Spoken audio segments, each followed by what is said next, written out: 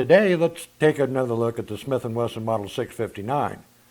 The Model 659 was introduced in 1971 and was produced until 1980, and it was one of Smith Wesson's first high-capacity models chambered in 9mm.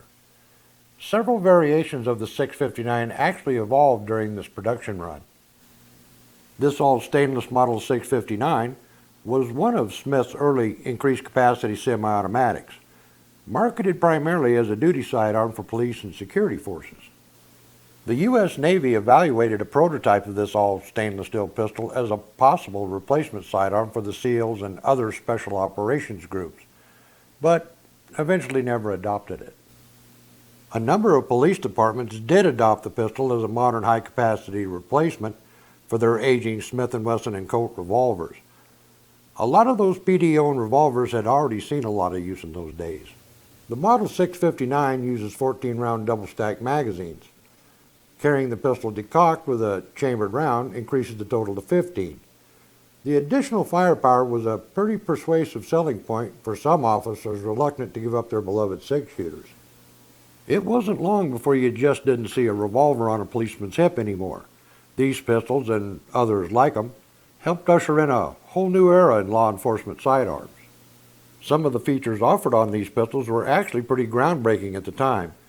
Features such as a magazine disconnect that prevented the gun from being fired without a magazine in place. It also has an ambidextrous manual safety that also functions as a decocker.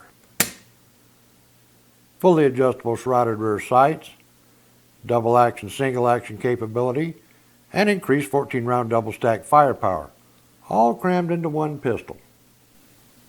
Today, many of these features are commonplace, but it wasn't all that long ago when finding all these features packaged into a single all-stainless steel handgun, well, it was simply awesome.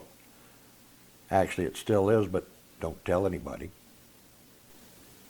The Model 659 incorporated a barrel bushing that was similar to that found on the 1911 Government.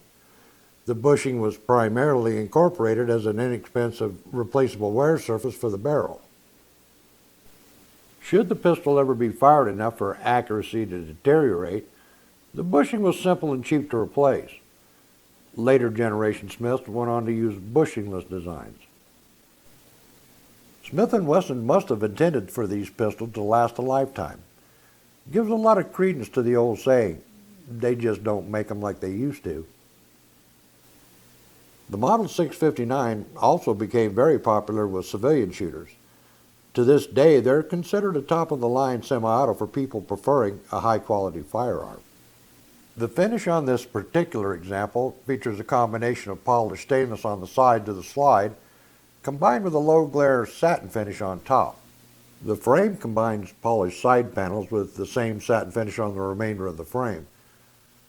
The serrations on the back strap and the grip face are a deluxe touch as well. In case you didn't notice, the front of the trigger guard also has some nicely machined checkering. Definitely some real attention to detail. Pretty typical of Smith & Wesson handguns produced during that period. In my opinion, the quality of these pistols were some of the best Smith & Wesson ever produced in their semi-auto series. Although discontinued, these excellent pistols are still available on the used firearms market, often priced lower than a lot of today's popular polymer frame handguns of considerably lesser quality. Being able to still get your hands on one of these Model 659s at used prices, well, that ought to put a smile on your face.